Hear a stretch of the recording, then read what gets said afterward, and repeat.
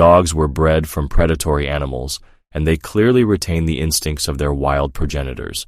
The former is common knowledge, but for some reason, the latter doesn't seem to be.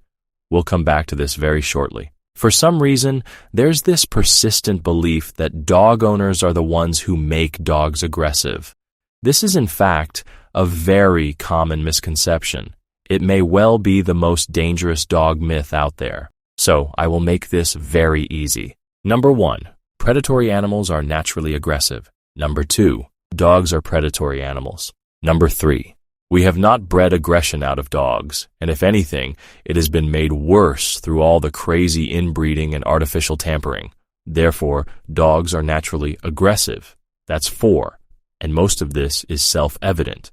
Predatory aggression involves things like stalking, chasing, or hunting other animals for a kill, or attacking them on sight simply because they are moving rapidly. This last one is called prey drive. For a predatory animal, this can be triggered by seeing something in motion. Notice how we don't have these instincts ourselves. By the way, dogs have been observed doing all of these. Prey drive is the reason people are cautioned not to run from natural predators like mountain lions or bears. It's also the reason dogs will chase joggers or people on bicycles. But we are not nearly done.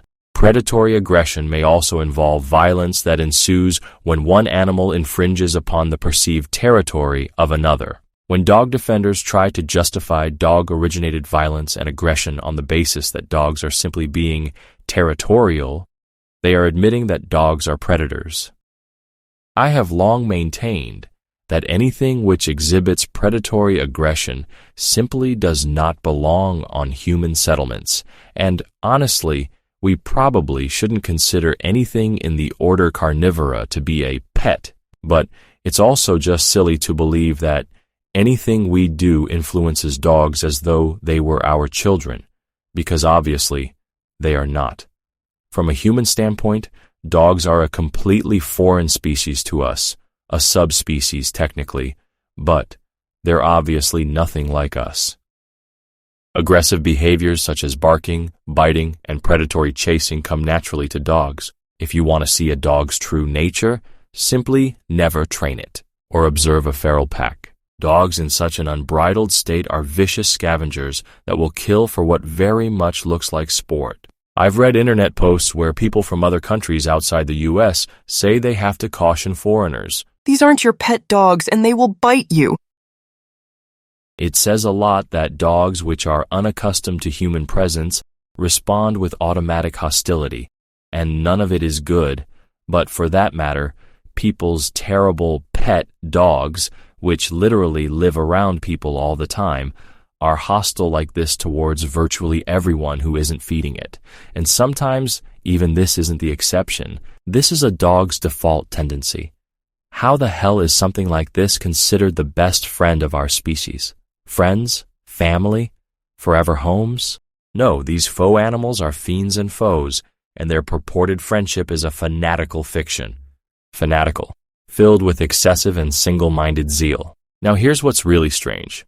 If you Google for something like dogs are naturally aggressive or are dogs naturally aggressive, you will find a lot of nonsense. Things like, and I quote, "Dogs may have inherited an instinct for fight or flight when faced with a threat."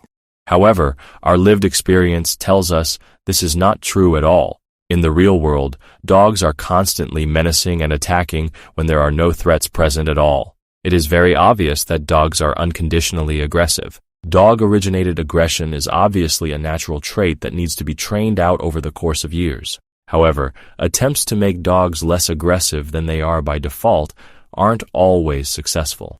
And all you're doing is conditioning a dog against its natural instincts, albeit temporarily or perhaps indefinitely, but never permanently.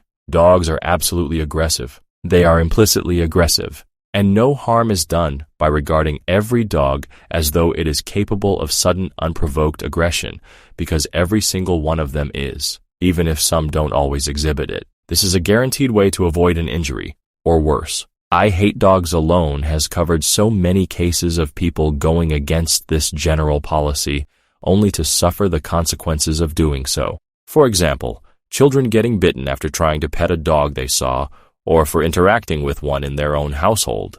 And these actions are encouraged by society. After all, people and organizations are constantly putting out propaganda about how dogs are friendly, generally harmless, natural companion animals, and family pets. And there is no truth to any of that.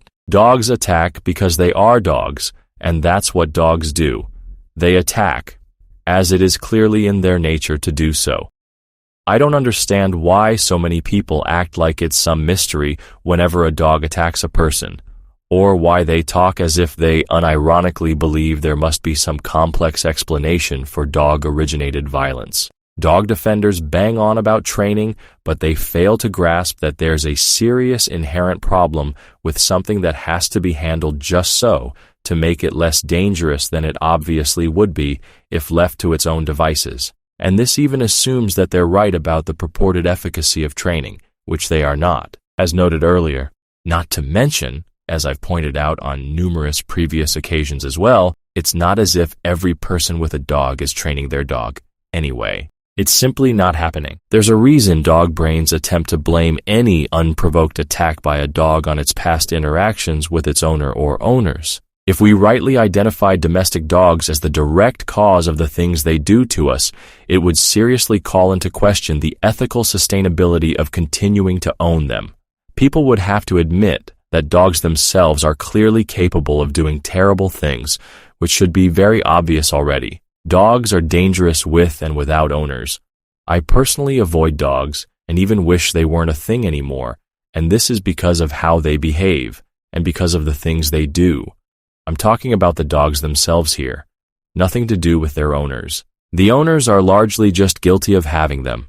Not to say that's their only offense against society, but dogs act independently of their owners, and what dogs themselves do warrants every ounce of condemnation they get from those who've been inconvenienced or attacked by dogs on multiple occasions. It's also just weird because a puppy is a dog's offspring, not a human baby, or a legal person or citizen. It isn't wired to be raised by a bipedal hominid. Dogs are lupine carnivores, basically defective and mutated wolves. Dogs act in accordance with their internal instincts, not how we bring them up or whatever. You can't impart education or values on a dog. Dogs are incapable of abstraction and language. We alone, unique among all the other living creatures on Earth, are products of institutional forces, like educational systems and complex societal structures. Dogs aren't. All you can do is feed a dog, and condition it in a very limited manner.